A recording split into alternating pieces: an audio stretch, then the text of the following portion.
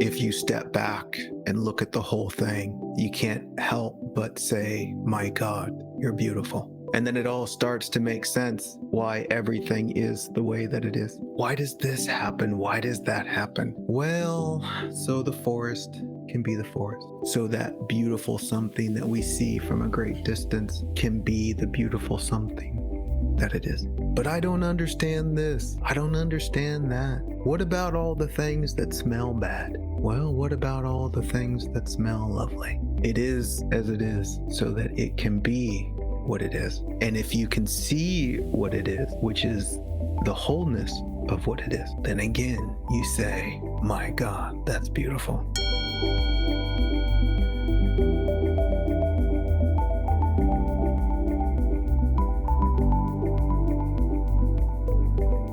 Okay, welcome.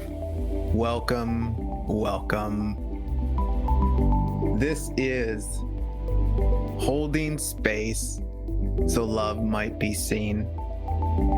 Hopefully you're familiar with what we do here. I'm not going to go too much into it, but we're going to hold some space so that love might be seen. Which is really, we're just going to hang out here for an hour, enjoy some silence, and I'll speak spontaneously about whatever insights arise in my heart. And then at the end, we'll conclude with a short, approximately 5-minute guided meditation. And then continue on in your day with a spirit of love and play. Welcome. I love that we get to do this. Okay, how about we just be silent for a minute? And then from that silence, I imagine something will arise and I'll speak about some things. And then after I'm done running my mouth, we can engage in some questions that you might have. And so feel free to write your questions and then I'll see what I can do to speak to them. How's that sound? Okay, let's just enjoy a brief moment of silence here.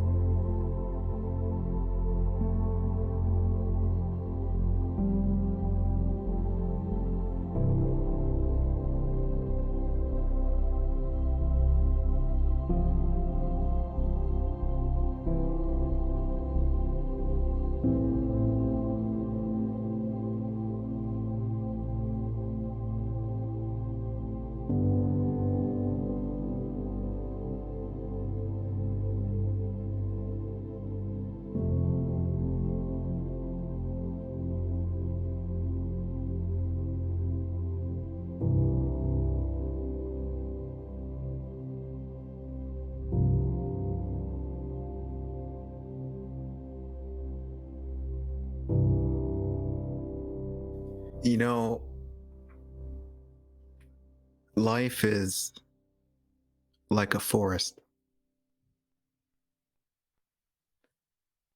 If you look hard enough in the forest, you'll find all manner of things. You can find death and decay. You can find shit everywhere. And equally as so, you can find all sorts of beautiful things. And on both ends of the spectrum, you can discover things you never knew were there. From the most beautiful and gentle to the most horrendous and scary. It's all in there.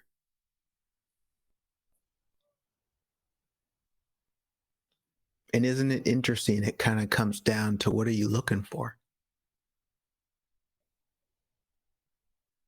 And whatever you're looking for, you're going to find.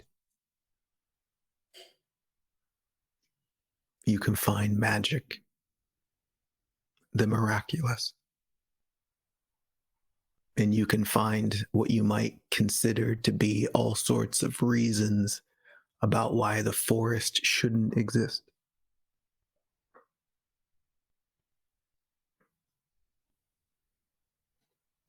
And, I halfway want to apologize for even talking about the forest because I talk about it so much. But nature is my teacher. And when I look at nature, when I really look at it, it's like it answers all of the questions that I have about life.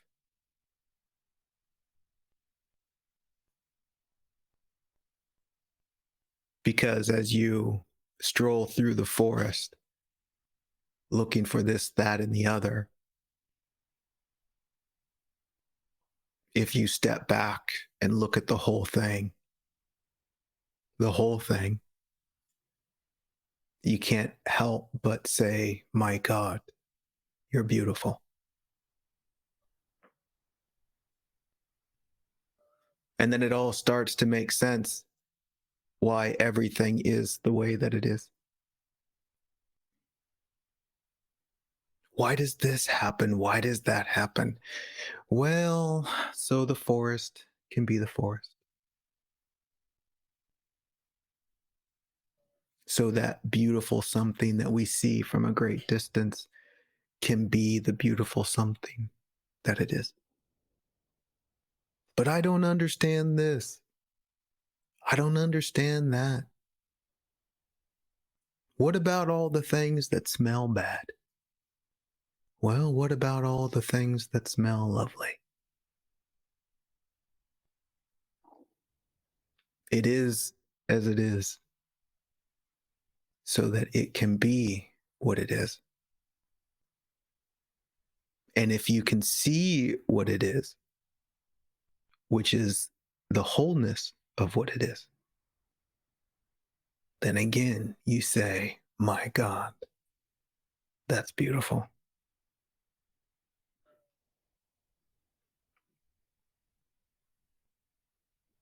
And how is this not any different from the ways that we see other people? And most importantly, the ways that we see ourselves.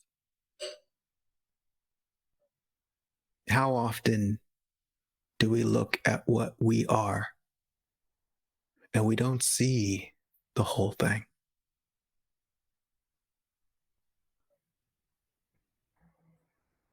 We look for the things we don't like. We look for the things that smell bad. We look for the things that we think shouldn't be there. But yet, when you step back and you look at the totality of what you are, it all starts to make sense.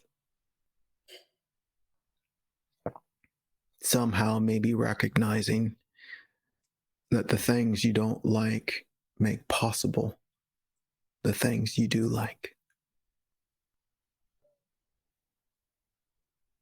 Maybe recognizing that everything that you thought was a curse is what gave life to all the blessings. Maybe somehow, it all goes together. And naturally, in the forest, as this is recognized, we start to stop arguing with the way of life. And we start truly seeing the way of life. And in such a recognition, we discover a stillness, a presence, a permission that says it's okay to just be. We can allow the forest to be the forest. And in our presence, it becomes more alive, more beautiful.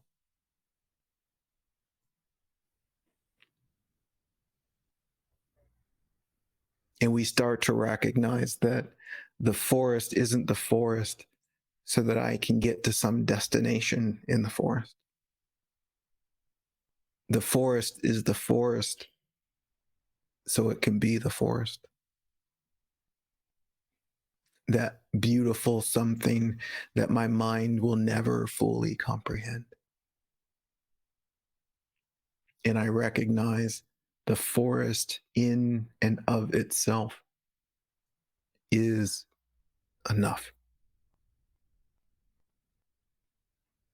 To be alive is enough. In fact, to be alive is the miracle I've been looking for. What a gift we've already been given.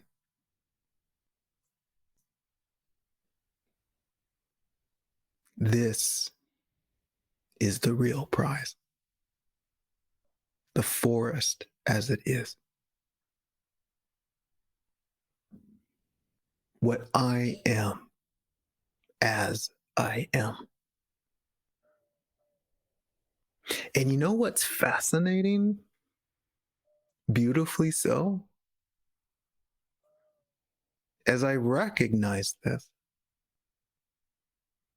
there's a profound gratitude, a joy that blooms in my heart.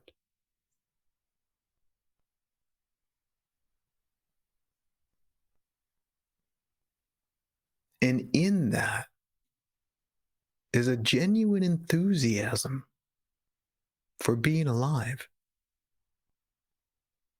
a gratefulness.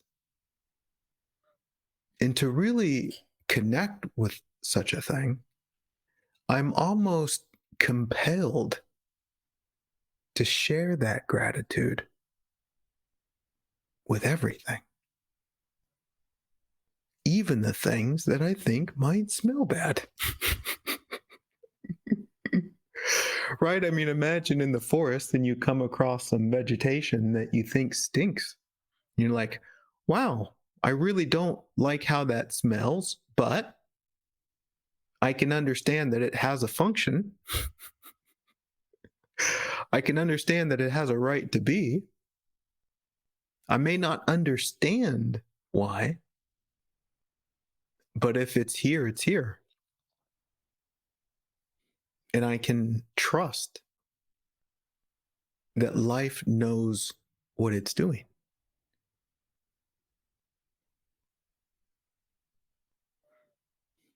And there's something about this holding space for the forest to be the forest. There's this capacity to bring a loving attention to what is showing. And it's this loving attention that allows for a healing of anything that might not be in harmony with the whole. And practically speaking, what I mean is if we look at the nature of conflict with another human being, there's something beautiful and magical about holding space and not necessarily trying to change it, not trying to get what I want, but just being present. And in that presence is like a deep listening, a listening that says, maybe I don't know.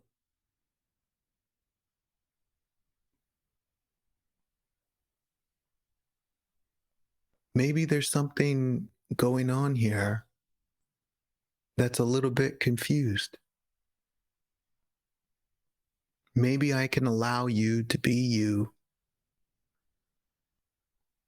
and seek to understand rather than seeking to get my way. Because again, like in the nature of the forest, if I'm arguing with something in the forest, it's like I think it's in my way. I have this classic if only.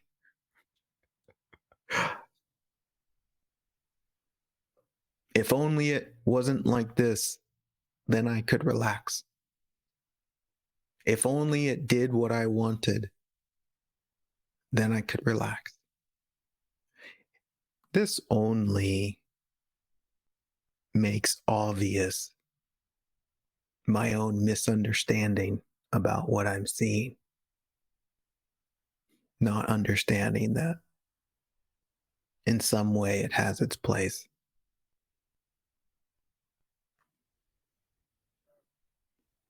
And furthermore, I guess, again, practically speaking,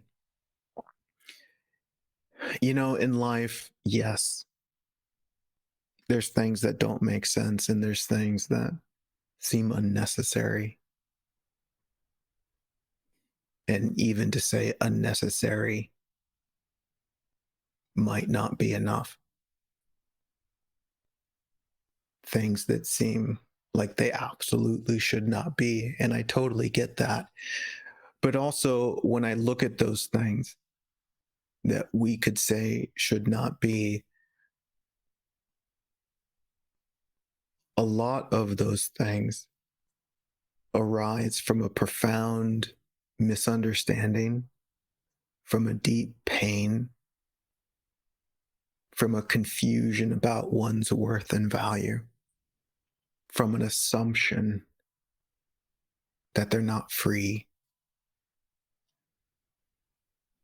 And in all of that pain and confusion, there's this violence that looks to take freedom from others.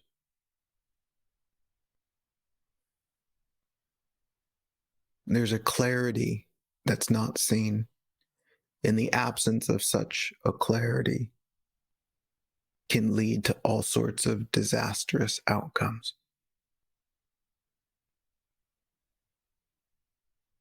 So, in the nature of such things, what's obvious for me is the real solution, which is not forcing people to be how I want them to be, but really it's holding a space for the misunderstanding to be clarified.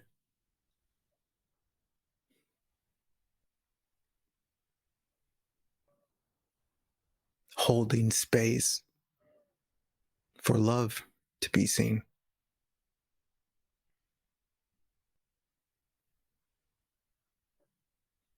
And as unpopular as it might be, at least from behind my eyes, when somebody else is acting all crazy and violent, the only reason that can happen is because there's an inner violence. And that inner violence proclaims that the one who's acting crazy is undeserving of love. They see themselves as less than.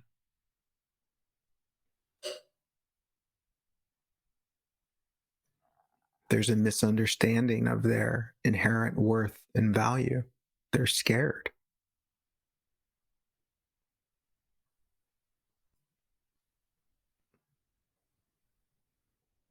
The solution can't be anything other than some resurrection of love. And that can happen in a multitude of ways. But however it arises, it's going to arise from a space that's held, that is at least willing to see love.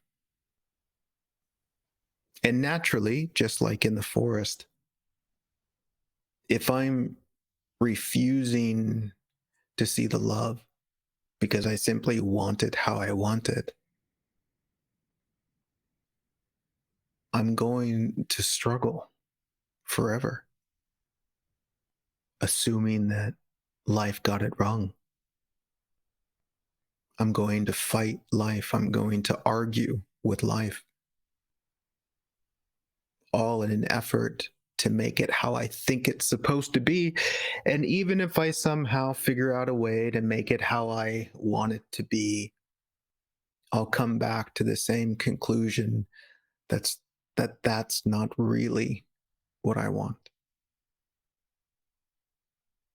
I was looking for something else, something more authentic, more sincere, more real.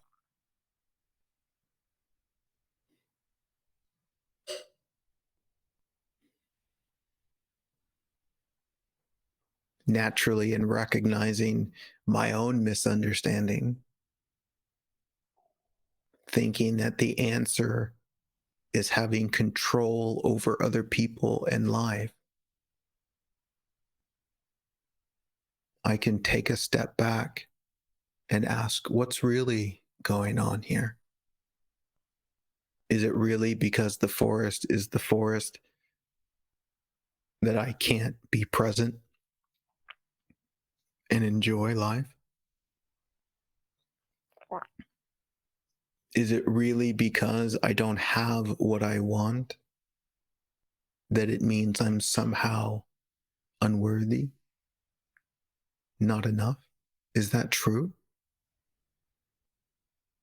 Or is that simply yet another innocent misunderstanding?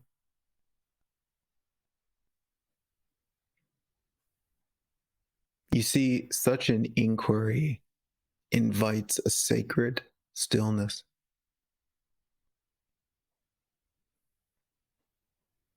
an opportunity to get profoundly honest with myself about the real issue. And what I discover is that the real issue is not that the forest is the forest. The real issue is I'm not seeing clearly. I'm not seeing myself clearly. I'm not seeing others clearly. And I'm not seeing life clearly. It's not a judgment on myself, it's an invitation.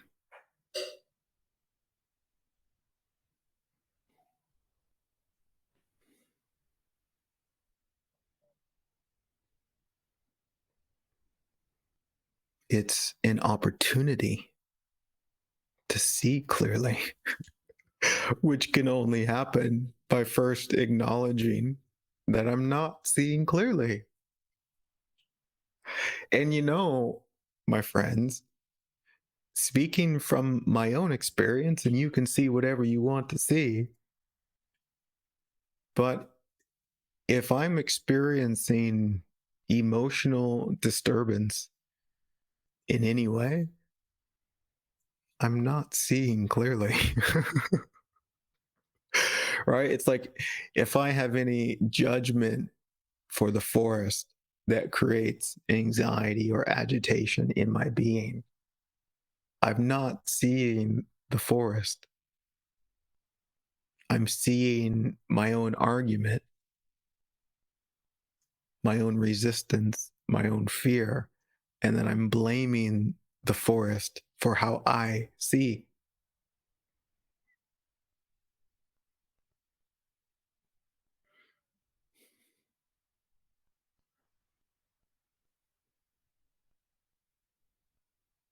What a beautiful opportunity to forgive the forest.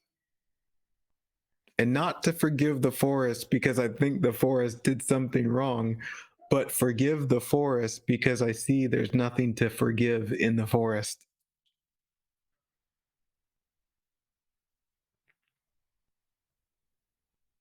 I release the forest to be the forest in the same way that I release life to be life so that life can be life. I release other people. I release myself.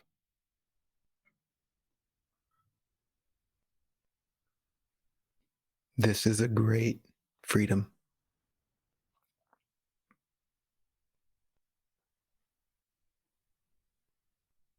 a freedom that sees clearly, a freedom that is the spiritual invitation, a freedom that is the birthright of all human beings.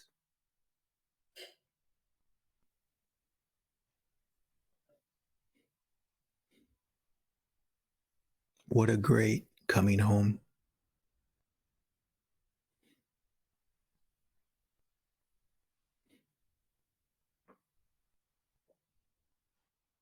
My goodness. If you have any questions, feel free to let me know, or anything you would like me to speak to from my perspective.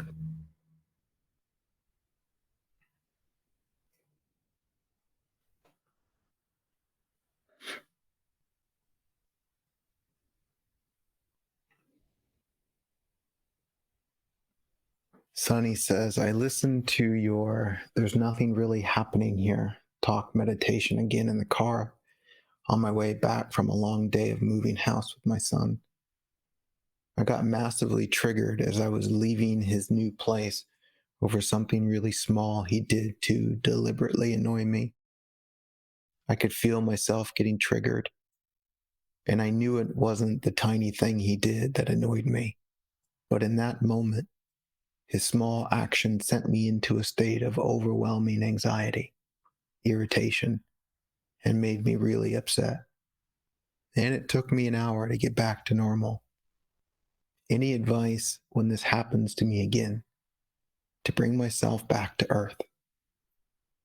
He said sorry straight away. I apologized to him by text for my behavior. I felt awful. He's had a tough year. Sonny's referring to a recorded talk called Relax, There's Nothing Happening.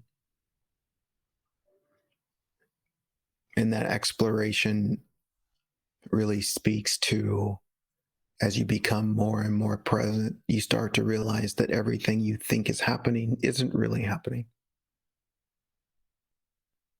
We're imagining a reality that's not really a reality, but it's a narrative, a story that projects all sorts of meaning that's not really there. I'm not enough. This means I'm unlovable, and on and on and on and on. But in the silence of reality, in the emptiness of now, none of that is true. And so, as it relates to advice for when such things happen, when we get triggered, Sonny, for what it's worth, do exactly what you did. There was a willingness to see what's really happening, recognizing that what you thought happened didn't really happen.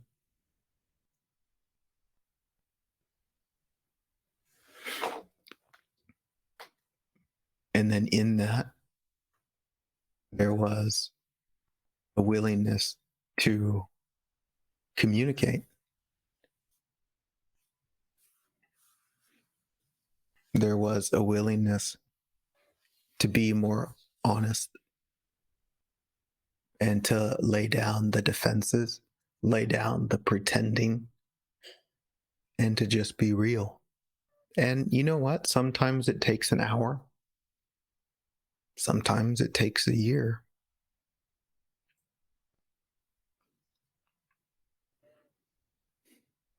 But as we go through this journey and we see more and more and more what's really true, then the time it takes is less and less.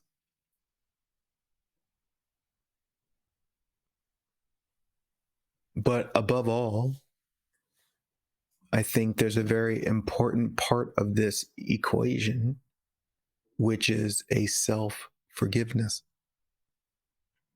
So easy it is to create expectations on yourself that you shouldn't be triggered. You shouldn't respond like that. You shouldn't be confused. But that's not reality.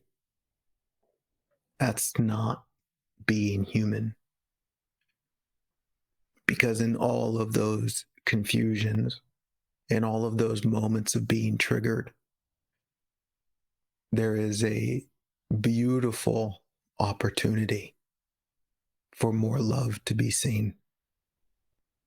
And this expansion of love in our lives would not be made possible unless we were triggered. And so I wonder if we can discover a deep gratitude for being triggered.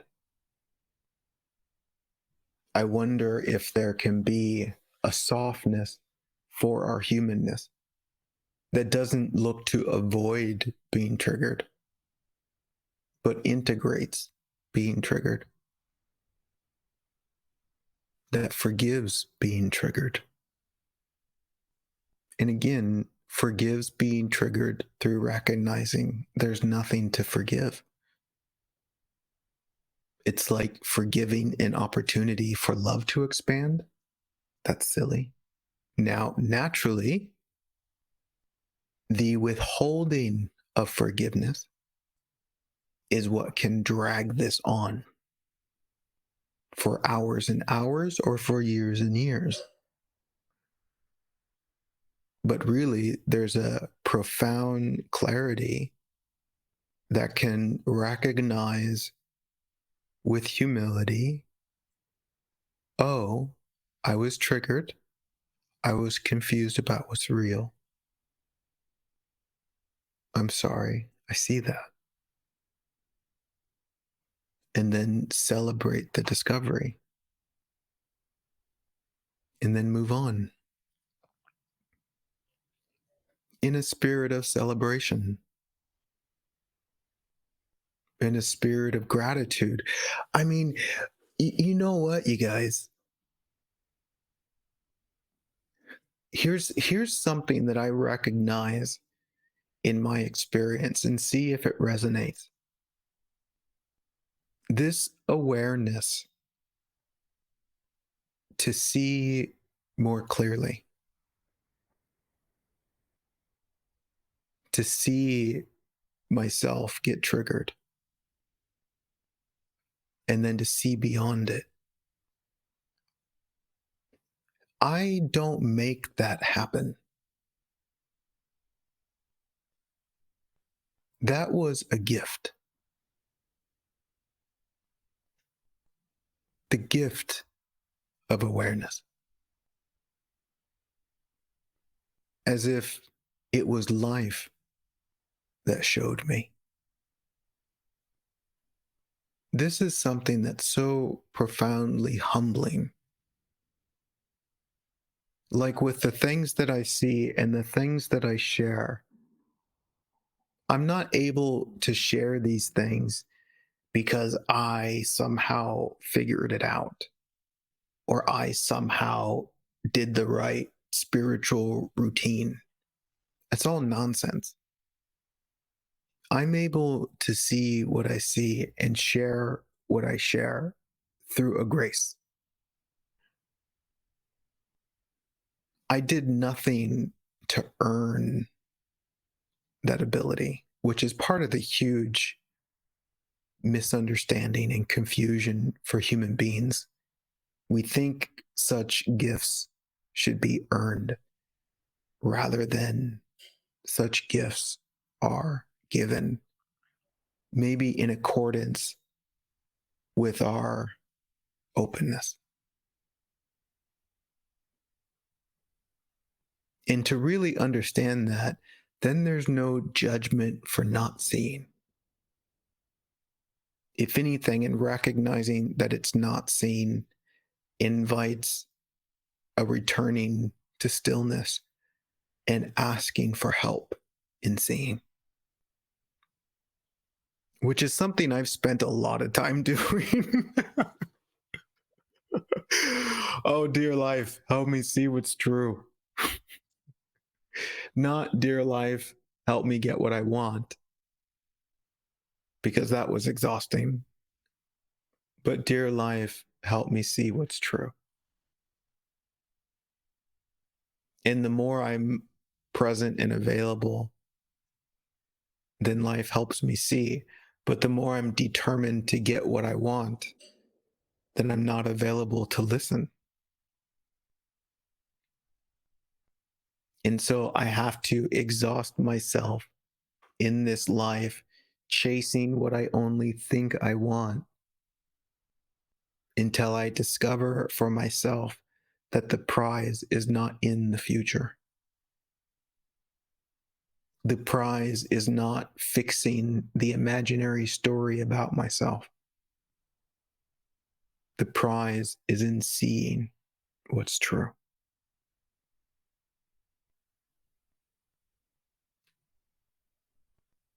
And life can send help in all sorts of ways.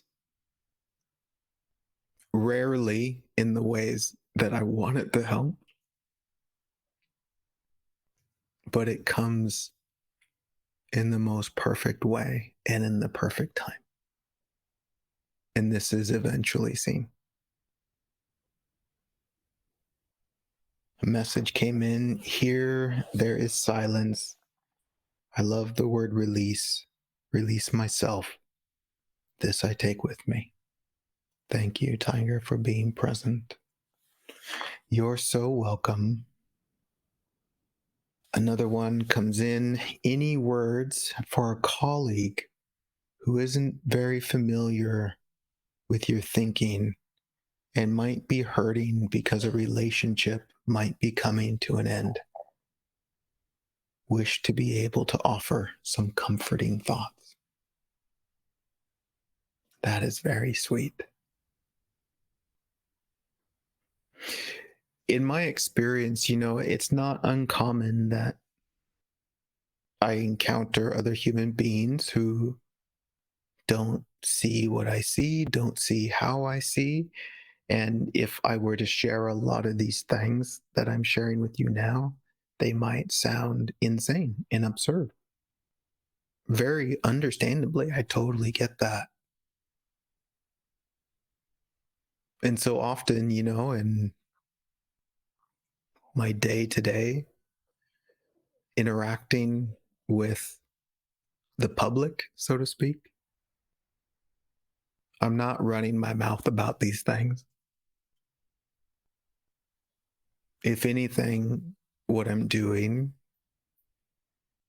and this speaks to my playful life mission, is I'm holding a space for love to be seen. And holding that space doesn't mean I have to say anything. Doesn't mean that I have to fix it.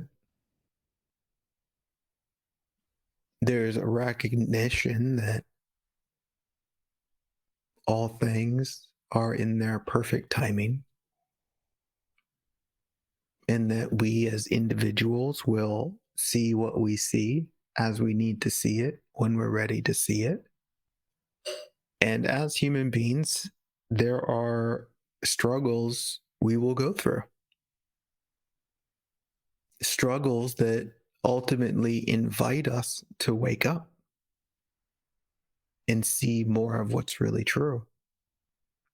And often the reason why it's a struggle is because we're struggling to hold on to what we think we want rather than a willingness to see what's true.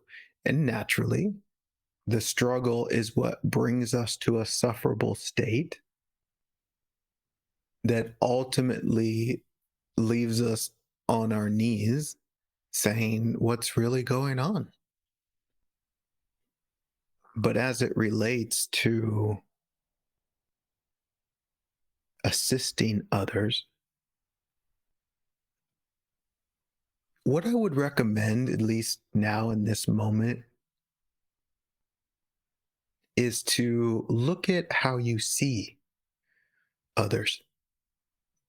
Look at how you see their struggle. Do you see it as something that's in the way? Like, if only they weren't struggling, then I could relax, which is blaming their struggle? Do you see their struggle as it shouldn't be, assuming that life is making a mistake?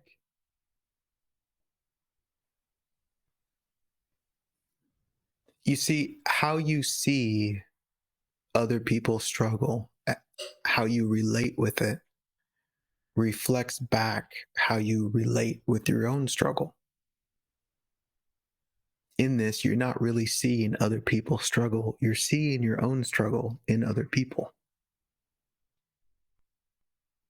which is another beautiful opportunity to release other people's struggle, allow them to have their journey, and hold space in love. And there's a real power in supporting others simply in how you see them. There's an energy exchange, there's an energy that is offered. It can be an energy of non-judgment, an energy of support,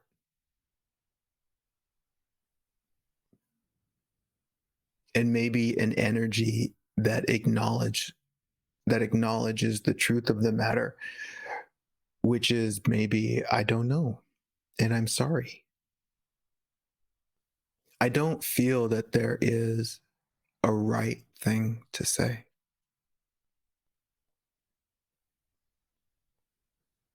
As if repeat this phrase and it will fix them.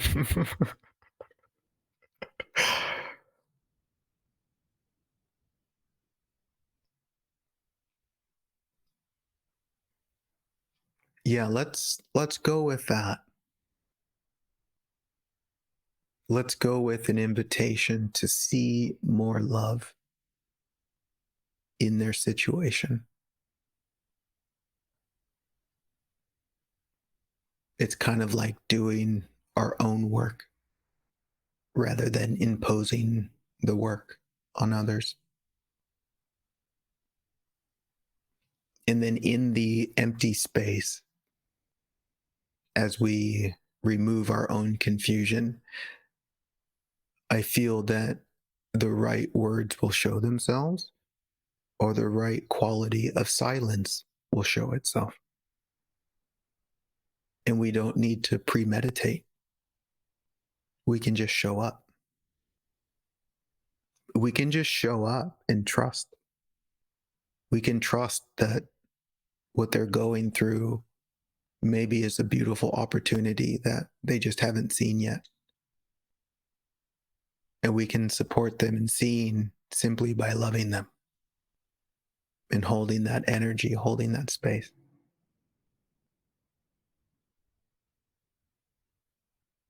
But above all, if we are going to use words, I think one of the most beautiful things we can say to ourselves and to others is, I love you and I'm sorry.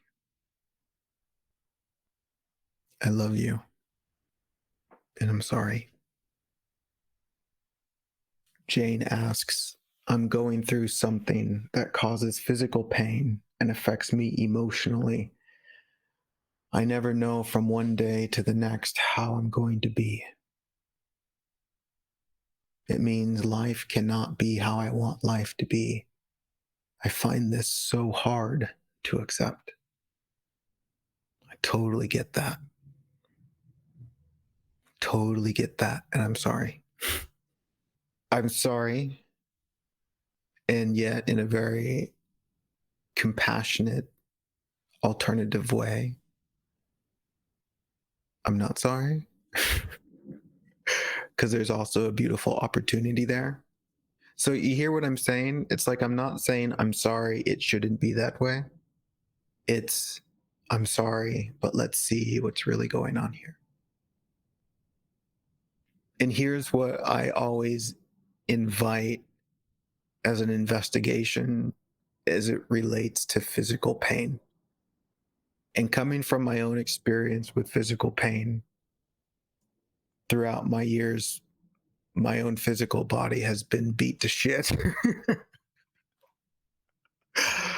Whether that's two separate spine fractures, blown out knee, broken this and that,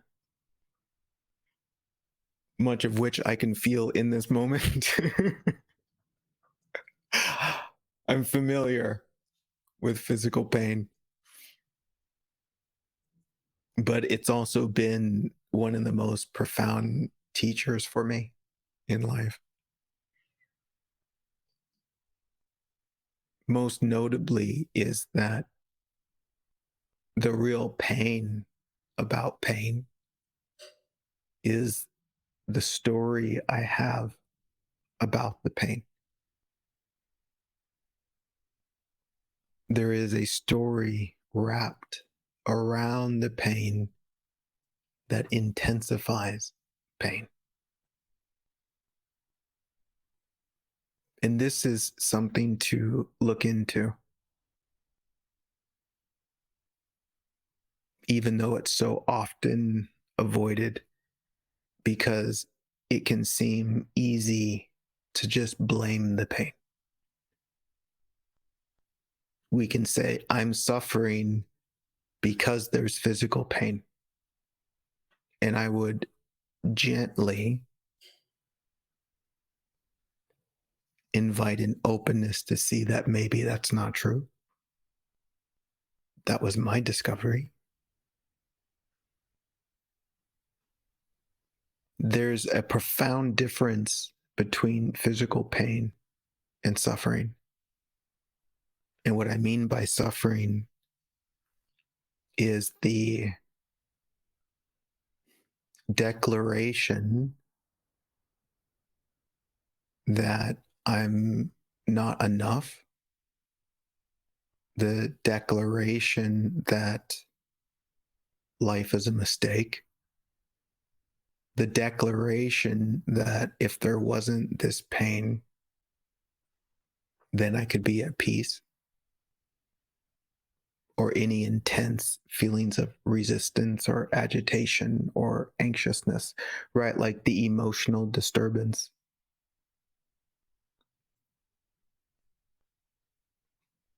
that is assumed to be caused by physical pain, which, in a very human way is understandable. But there's something else going on, which is a misunderstanding about pain and about suffering.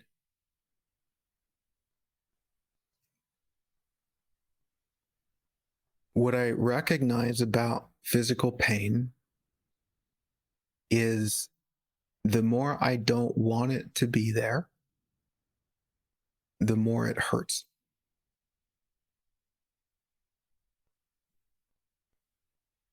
If I get very present with the pain I feel in the body, which is also to release any story about it, but to just be present,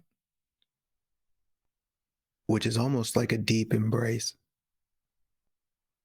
I find that the pain subsides a little bit, sometimes all the way. I recognize that this is not the pain I thought it was.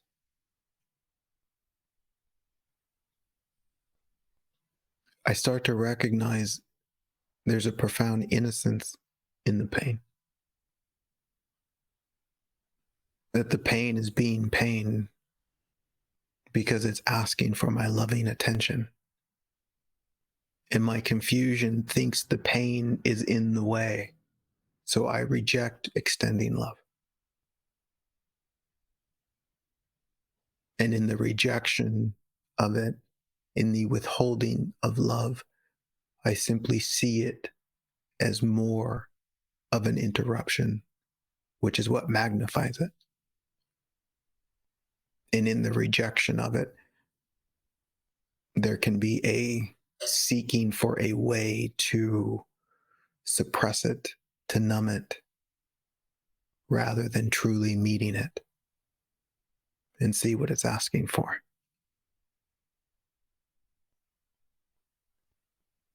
If there is a misunderstanding about the point of life, which thinks the point of life is getting to the future, then we will see what arises in this moment as a major interruption, as an enemy that's keeping us from the future. This is so often how we can see pain. But when you realize that the point of life is the life that's happening here and now, for the truth of things to be seen, then whatever is showing here and now is invited back into life, where we can meet it, where we can listen, where we can open for it to be the teacher. But at the same time, I understand that it's uncomfortable. I understand that it's difficult. But also, what I understand is that the more I avoid the uncomfortable, then life becomes exponentially more uncomfortable. As I transform my relationship with the uncomfortable, I see that the uncomfortable is there to show me something that points me home to what I crave.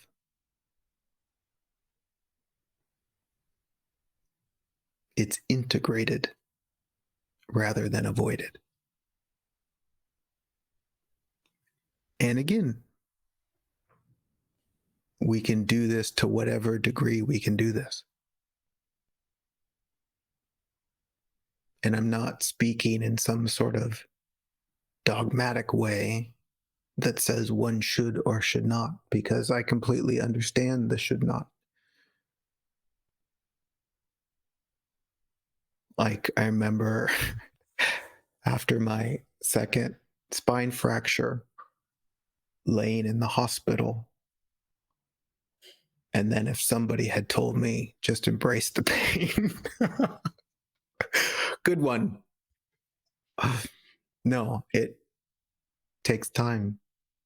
I had to get over my own tantrum because even in that pain, I mean, there's such a big story about how this has destroyed my life, especially not knowing what was going to happen. It destroyed the illusion of who I was. I'm not going to be able to do this anymore and this anymore. All of these things that told me who I was, and I thought it made me super cool. It destroyed that fantasy. But in that destruction, it brought me back to reality, realizing that I didn't need all of those things. All of those things were just a distraction from the life I really craved. And so, with absolute honesty, now I can say thank you, pain. Thank you for waking me up. And if that pain stays with me for the rest of my life, there can still be gratitude because it's that pain that showed me something profoundly beautiful. Okay, we're going to end here with a very short guided meditation, and we'll just drop into that space and we'll see what happens and just invite an openness, invite a clarity, and then letting be what will be. Let's do that.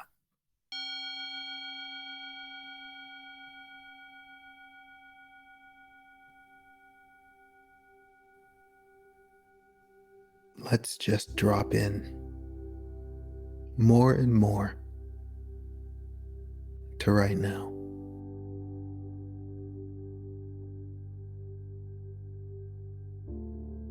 We can acknowledge the massive yet innocent misunderstanding.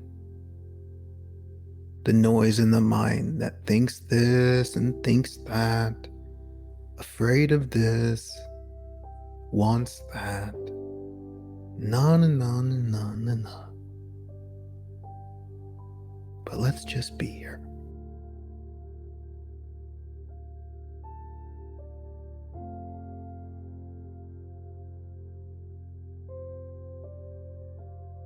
Let us taste this moment.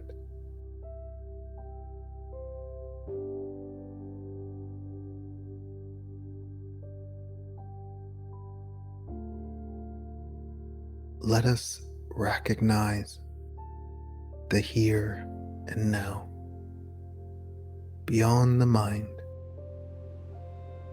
beyond the thinking.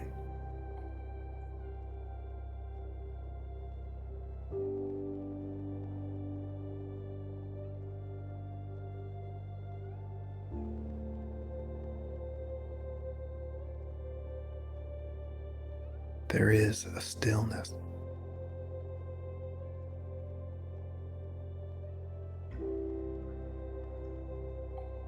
There is a space that holds you.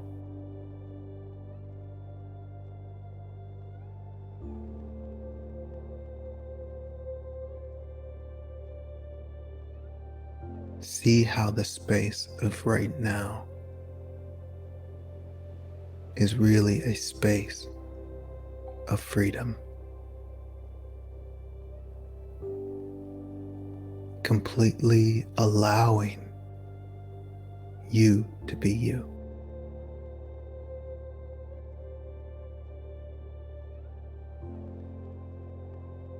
This space lets you be happy. This space lets you be sad.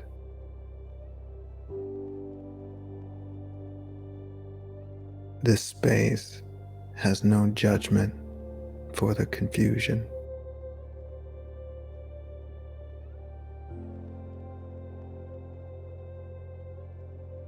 This space allows you to be you.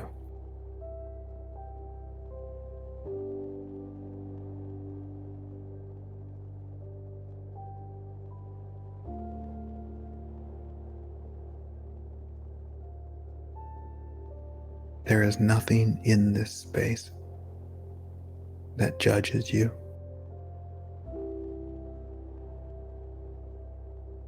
There is nothing in this space that criticizes you.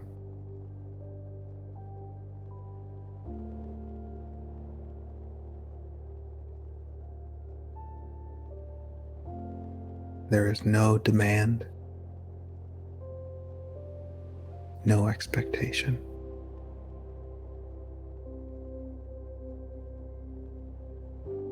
There is only an absolute embrace of the totality of what you are.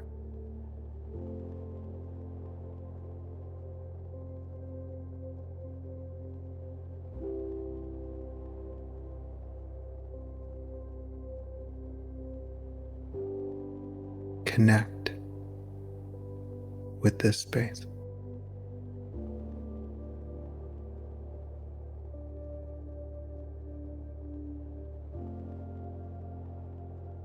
See the truth of this space.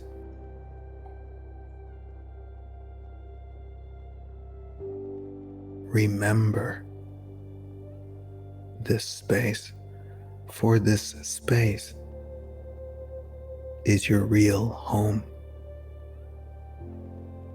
This is where you belong.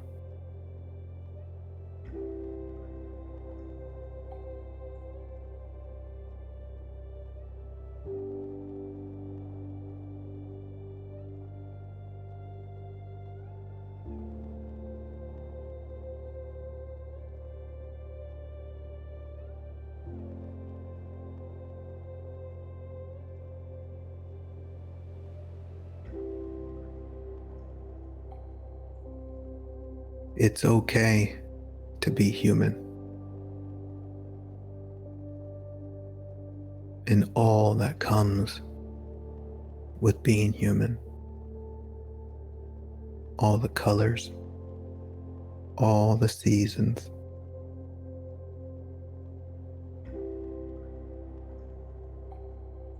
all the different ways we might express what we are. And it's only the rejection of your human that makes life even more difficult. So come back to life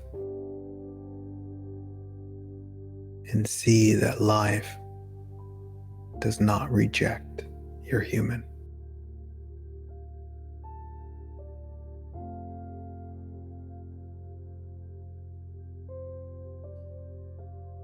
Life is here, always waiting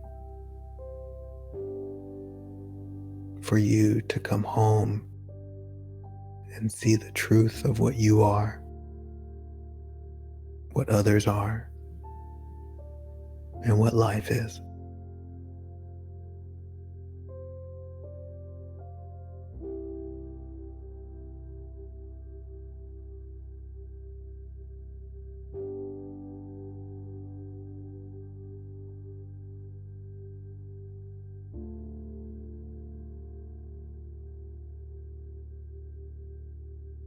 Thank you for taking this brief moment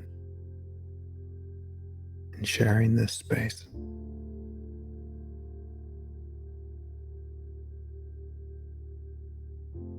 Now, in the spirit of love, compassion, and freedom,